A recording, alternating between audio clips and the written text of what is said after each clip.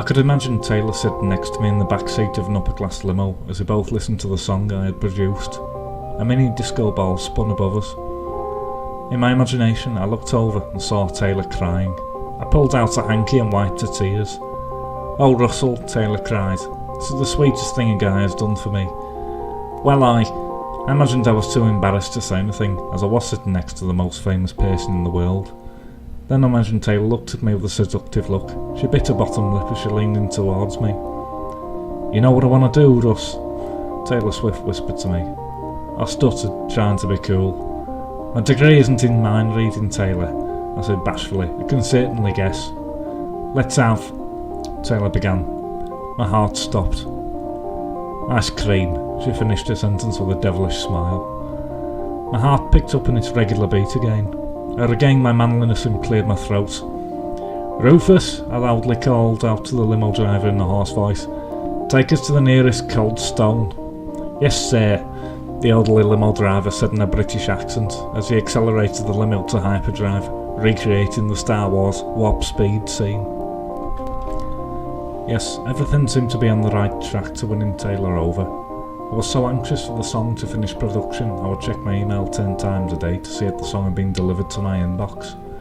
I thought of all the famous actors, singers, models and guys who are only famous because their grandfathers or relatives are famous. Cough cough, Eastwood's son. And to my knowledge, none of them had gone to the lengths I had to stand out. They only used their celebrity status to get near Taylor. There was nothing appealing or real about those relationships. Sure, for all I knew, they were great guys, but they did nothing extraordinary like I had done. They probably just did the best Joey from Friends "How are you doing?" impression, and since they were A-listers or B-listers, Taylor fell head over heels for them. Until separated me from them, I had confidence that the sincerity of my song and efforts and story would win Taylor over. Then the notification came. I quickly jumped up and literally did a front flip over my bed and then logged onto my computer. Excitedly, I opened my inbox and there the email was, the subject line reading, "Taylor Swift song."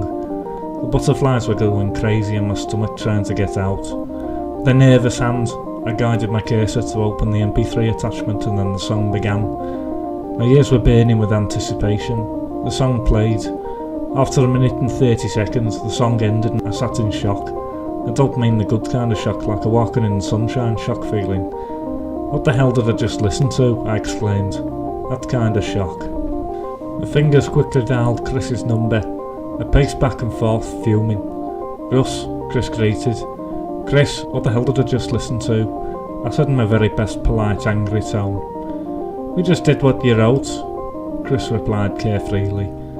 No, I stammered with sternness. "That was not what I wrote. I even sent you rough audio recordings. That definitely was not what I wrote. I told you to add flavour. It sounds like flippin' Sesame Street." "Wow, somebody's not grateful," Chris said in an annoyed tone. "Let me remind you, there are no refunds or redos. We do as is. Thanks, Russ." Then Chris hung up. I stood holding the phone and I knew I had to go relieve my stress, or else I was going to punch a wall.